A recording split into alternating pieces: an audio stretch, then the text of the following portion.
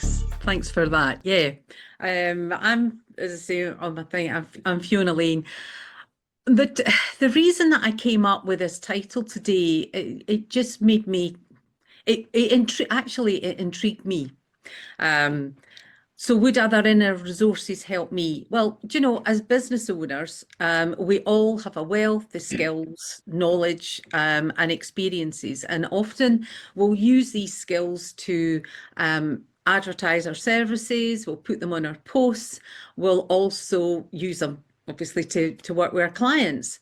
And as adults, we've all gained these skills through formal education, through the university of life, and also through trial and error.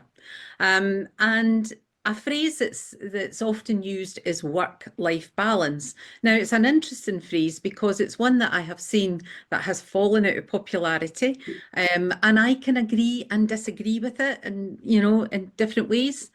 But for me, the key word that's in there is balance.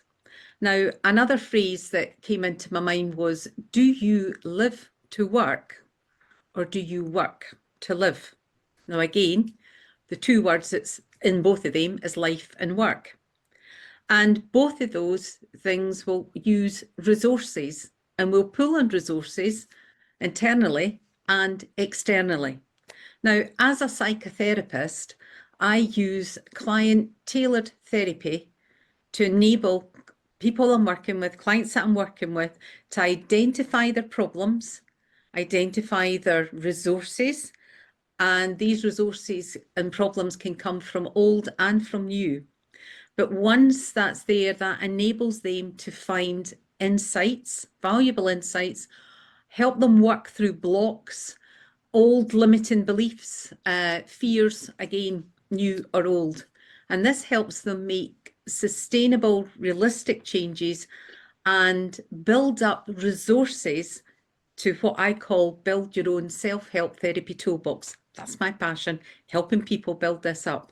And that's why two of my values of my business are educate and empower. So to give you a wee bit of background about where I'm going to talk about in this inner resource that has sustained me, a wee bit of background about me, where I came from. Well, when I left school many moons ago, I wanted to be a physiotherapist. That didn't happen. So roll forward many years, working in financial services and corporate training, I hit one of these big birthdays and I realised that I needed and I wanted a change of career. So I went back to my school dream and I started my career in Swedish massage. Now, unfortunately, there was no ABBA songs in the syllabus, but I have a dream and I'm just going to park that there for any ABBA songs, and no, I'm not singing the line. But in there, in that very first lecture, we were told you can't work on the body without influencing the mind, and you can't work on the mind without influencing the body.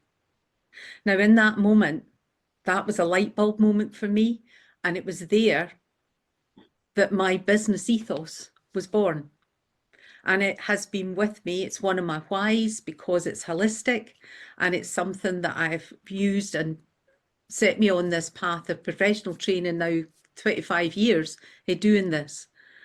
And if you've ever had a good massage, you'll know that it's not just dealing with the sore bits. So, however, the mind part, that was a body part, but however, the mind part for me, I was influenced to this. This came about not by my GP, and that'll be 35 years ago now.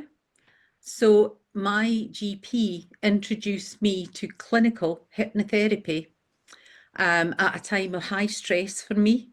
And I remember leaving these sessions as if I was walking on air.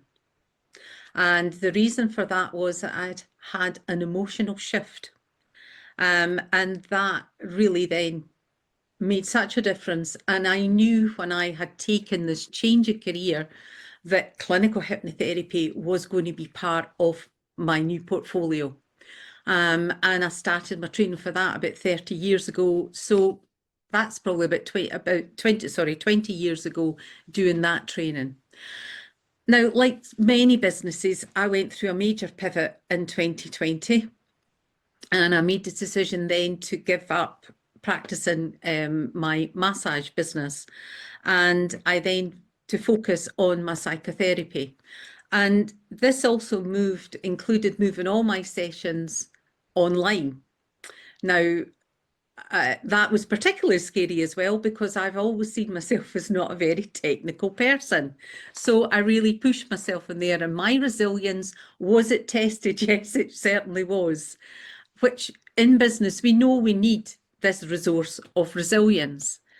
But I knew I wasn't losing all my experience and all my knowledge that I'd gained from that part of my career. No, I was channeling it and bringing it all in. And what was keeping my belief and my passion going was that it was this inner resource. And that inner resource was what I'd worked with every client, every student that I had taught, and also within myself. And that resource is your inner resource of your mind-body connection. Now, your mind-body connection, what is it? Well, to me, it splits into 3 different parts. Number 1, it's all your connections, bodily connections between your physical and your emotional processes. So it's thinking, it's feeling, it's eating, it's sleeping, it's all your processes that you do that make you a human. Number 2, your mind and body connection never ever work in isolation. It's a constant process of assessing internally, adjusting what the different levels are going on that's inside you. So it works 24/7. And number 3, it's got a direct relation to the quality of your health and well-being. The quality is a key word. So how does this affect us daily? Right, let's take a wee scenario here. Imagine you're sitting at your desk or your table or wherever you're working, and you've been sitting facing your technology, your laptop, your iPad, your MacBook, whatever you're using, or your phone, and you're sitting, I've sat here quite a wee while, and I'm getting a bit tired, my shoulders are a bit sore, my eyes are feeling a wee bit gritty, and I know I need to move. I know I need to move, and I've sat here far too long, but you know what? I really need to finish this. I need to get this moving. I need to do that. And I will move, but I need to do this. So that's one scenario. Or take the other one. You're sitting on your sofa, sitting in your chair, and you've got your phone, you're scrolling through it, and you're going through it, and then before you realise that you've lost an hour. And you're sitting there, chances are you're hunched as well. Energy levels are probably quite low. Now, for that type of thing, why do you think it's important for us to move? Well, the main thing that comes through there is if we sit in the same position for too long, we're then going to start to feel sluggish.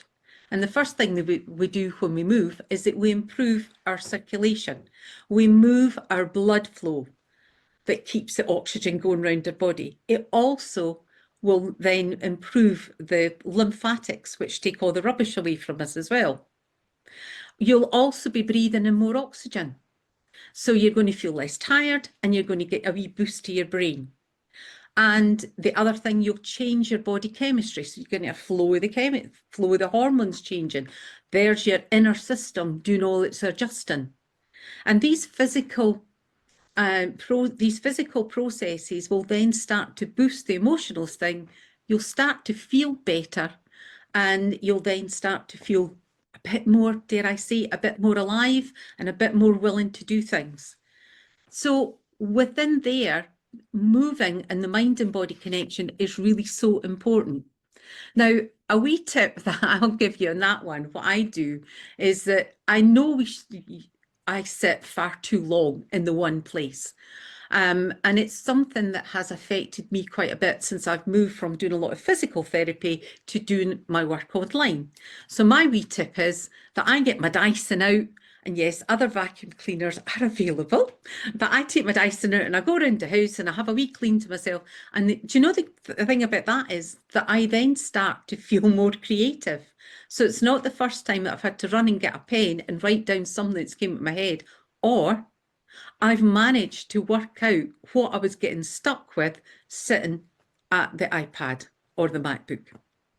So if I do that, then do you know the thing with that is I've also knocked off another wee job, and that is how I get through my housework.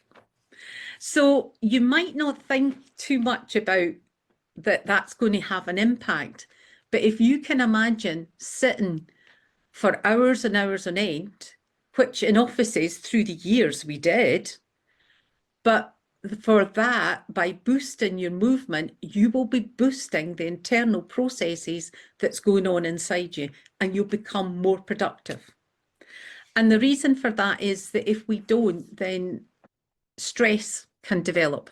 Now, I'm sure every one of us here has heard of the term burnout. And that is because our immune system, the part of our system that protects us from illness and infections, becomes weakened through physical and psychological stress. And that way, the body is not able to carry out its internal processes of rebalancing, which it does. And it's got a fancy term for it. It's called homeostasis. It's constantly doing this judgment to see where we are. Do we need to up something, change something? And if we don't start to look after ourselves, stress can creep on us without we don't even realising it. And then we have conditions such as high blood pressure, high cholesterol, digestion issues, skin conditions can flare up, chronic aches and pains, tiredness, energy levels dip, low mood, a huge collection that I'm sure we've all heard of. And the thing with that is that the consequences there can creep up. And if we don't deal with them, then they can actually cause more problems. And I think stress is probably the most common ailment that is actually brought to GPs. And interestingly now, some of the things that GPs can do, they can actually what's known as socially prescribe, because this links into the pillars of holistic health. And by socially prescribing, some people have had gym memberships, and this is why. So it's to get us up and moving and to improve our circulation and our body systems. So if to do that, to help work in harmony with our mind and body connection, the more we can put these wee changes, and that's what it is, just a wee change in, and then to start feeling the benefits. The realistic, consistent wee changes will start to reap the benefits for you. And the more you do it, you'll find them tuning into how you feel about things. You'll find that is what becomes more motivating. So if you're worried, the other tip that I'll give you is if you're worried, go and see about it, go and get checked out, because if you don't, then sometimes it gets to the point where it's harder to then get health back. So as business owners, we have a duty of care to our clients, but we've got a major duty of care to ourselves. So this is just some of the wee snippets that I will give my clients that I'm working with. And I believe passionately that understanding how the mind and body connection works is a very insightful tool. It is an inner resource. And it is our responsibility to do that. Now, I know I've gone on an absolute whistle tour in there about it, but just having that awareness so that getting up and moving, you're really helping yourself. Now, being me, I couldn't just give you one inner resource. I'd like to give you another one. And this one works also alongside your mind and body connection. And it's called your unconscious mind. Well, if we've got an unconscious mind, we must have a conscious mind. So let's have a wee play with this one. So consciously, you can see me on the screen and I can see you if you've got your camera on. You can hear me. And you will be aware of the chair that you're sitting on. I'm aware of the chair that I'm sitting on here. It's quite a comfy chair. You'll be aware of your feet on the floor, whatever covering it's on. The advantage of a home Zoom is that you might even have your feet in your comfy slippers, and that's absolutely fine. But I've got a question for you, and then you can pop it into the chat and I'll see if I can pick it up. I'm going to ask you, what is the colour of your bathroom floor? See if there's any, or you can come off mute if you want a quick one, or just put a question. Nicola has told me blue. Brilliant. Anybody else? Joyce gave me grey. Nick's told me grey. Oh, Derek's gave me metallic grey. Very posh. Lovely. Thank you. Right. Now, the reason I asked you that was that you had to think about it. You got it from your memory. Because I was making the assumption that nobody's sitting taking the Zoom in their bathroom. Am I right? Okay. So that's where the unconscious mind really comes in. And your unconscious mind stores every experience, all your pieces of knowledge, all your memories. And that's when I said at the beginning, we've gained all our resources from different sources, formal education, university life, trial and error. It's really like a huge reservoir, and it stores everything there. We can tap into it, like what we did now with the colour of the bathroom floor. We can tap into that whenever we need it. Now, not everything that's in there needs to come out. But the thing about it is that it doesn't know what is real and what is imagined. And it takes all the information and it interprets it, and its role is to make sure what is taken in, is it keeping you safe? So it's a protective mechanism. So it really comes into play when we're in perhaps that stress response known as flight, fight, or freeze. So it'll pick up signals that you're giving it. And the signals can be the dialogue, the self-talk that you give it, and it'll literally pick it up, whatever you tell it. So for the type of thing is that if something is bothering you and you think, oh, I don't know if I could do that, or if you hear the what ifs, you know how powerful that phrase is. Oh, what if I did that? What if I did that?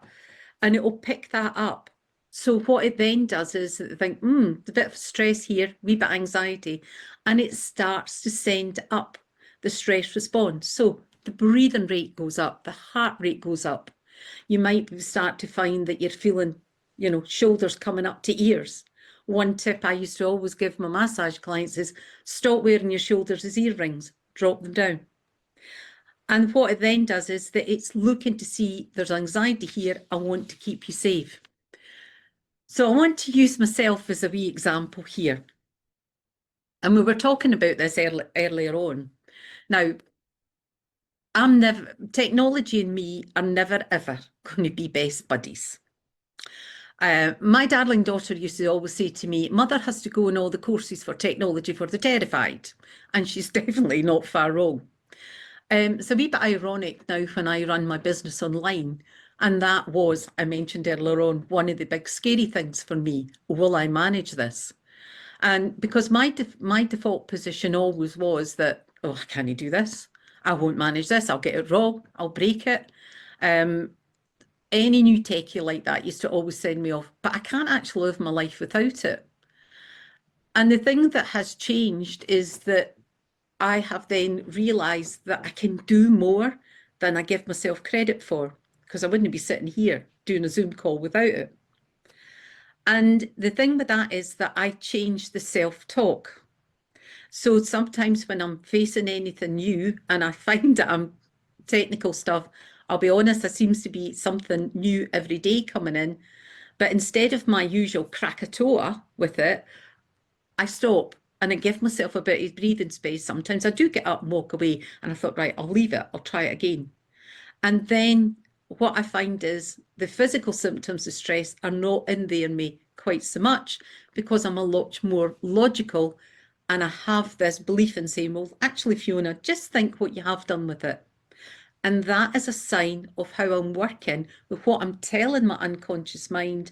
Yeah, it's maybe a wee bit tricky, but let's give it a go, as opposed to, you won't manage this. So that's one of the things that when the anxiety gets reduced, so does the physical symptoms. And the thing with anxiety is an emotion that responds to fear. And that fear can be real or imagined. And that's why phobias can be so debilitating, because the unconscious mind picks up that everything that they're experiencing is 100% true. So, as a hypnotherapist, I help clients find insights, find resources, find the root causes of their conditions so that they can make the changes and start to feel freer than what they felt before. And the thing about hypnotherapy is that it uses a natural occurring state known as hypnosis.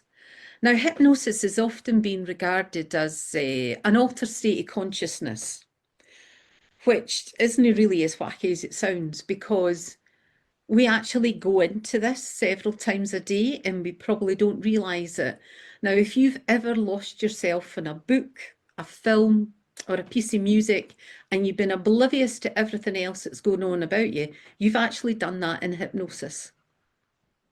And the thing about that is that it then allows you to cut out the internal chatter that the conscious brain can come in. Those words that come to you and saying, now, when you did that before, you got it wrong. If you try that, might not work. It cuts all that out and it allows you to work on what you're doing, because hypnotherapy uses guided relaxation and focused attention. And we all need relaxation in our lives on a regular basis. And I'd go as far as at some point to say every day, even for a few minutes. And that, why is that important? Because it carries out that natural process with the mind and body connection on the readjustment. When you've got the readjustment, the body's then able to repair itself so that we avoid things like the breaking down of the immune system and come into situations like burnout. So relaxation isn't just a nice to have, it is actually vital for life ourselves. And it's one of the reasons why I actually teach self-hypnosis to most clients that I work with. So again, it's another fantastic inner resource. So I've given you a bit of a whistle-stop tour about two really key things that you can hold on to and use for yourself. Try them out. So to pull all these together, I've given you what I call 3 of my wee nuggets. And the first one that I want you to remember, and I have a wee handout which I'll get sent to you another later on about this. The first one I want you really thinking about is that first one, number 1, get up and move. Get yourself up for your chair. Move. It is so important. Keep the circulation going. Joy mentioned that tomorrow she's going on a plane. Well, what's one of the things that they always tell you when you're on a plane is to move your ankles. Why do you move your ankles? To get the circulation to improve, because your ankles are furthest away from your heart. So if you don't move, that's how sometimes you get puffy ankles. So doing your exercises, so important. Not only that, it changes the body chemistry. So you're getting rid of some of the stress hormones, the adrenaline, the cortisol that can knock us out, that can affect the balance. Thank you, Joy. You do your exercises tomorrow morning. And also for that, it's going to improve the mood. So wee tip for here, set yourself a wee alarm for maybe in an hour's time to get up and move and shift around. And if you're like me, take your vacuum cleaner for a wee clean. Number 2, it is up to us to take responsibility for our health and well-being. If we don't, I mentioned at the beginning, the mind-body connection is so important for this because it determines the quality of our health and well-being. If we don't look after ourselves, how are we in a position to do the best to help anybody else? We're not going to be in a position to develop and continue our business if we don't look after ourselves. It's the old saying of, you can't drink from an empty cup. So by doing that, and hopefully then life just becomes just a wee bit more uplifted. And number 3, listen to your unconscious mind. Are you giving it the life script you want? Are you telling it what you want it to hear? If it isn't, change the script. Tell it what you want it to hear. Give it all your resources, give it your virtues, give it what you want. And then hopefully that will allow you to live the life that you're looking to work on.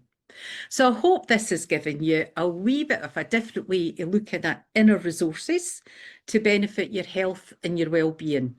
I'm not saying it's easy to change, absolutely not.